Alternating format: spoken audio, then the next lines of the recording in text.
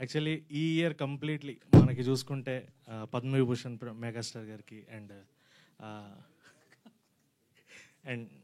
నిన్న పవన్ కళ్యాణ్ గారికి గెలవడము, deputy CM అవ్వచ్చు, అండ్ సుష్మిత గారు నిన్న సిరీస్ అది కూడా ఇప్పుడు రన్నింగ్ సక్సెస్ఫుల్. అండ్ ఇది మీరు తీసుకొస్తున్న మూవీ కూడా యాక్చువల్లీ ఇది మెగా నామ సంవత్సరం కింద డిక్లేర్ చేసుకోవచ్చు.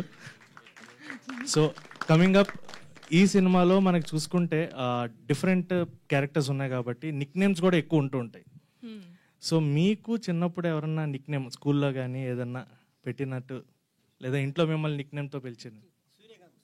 సూర్యకాంతం అని ఎవరు పిలవరు సార్, మా ఫ్రెండ్స్ కొంతమంది పిలిచేవాళ్ళు అంతే, కాంతం అని.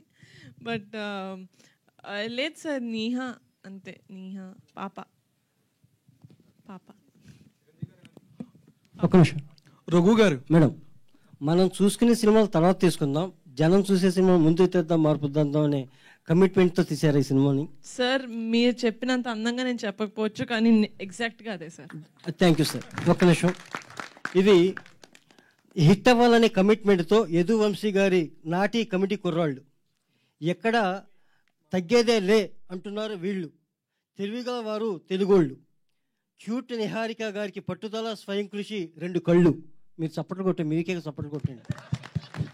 అందరినీ అలరించి అల్లరి చేసే వాళ్ళే కమిటీ కుర్రాళ్ళు. సినిమా చూసేటప్పుడు కనపడతాయి 32 పళ్ళు.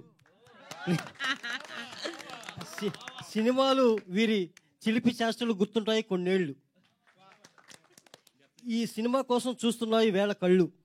అందానికి ఆనందకర అభినయానికి నిహారిక, క్యూట్ నిహారిక గారికి అంకితం ఈ అక్షరమాల. Thank you sir, thank you.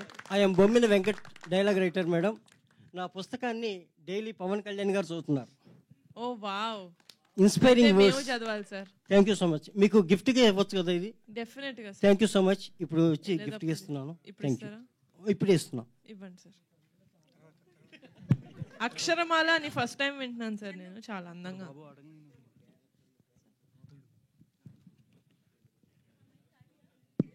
నా చేతిలో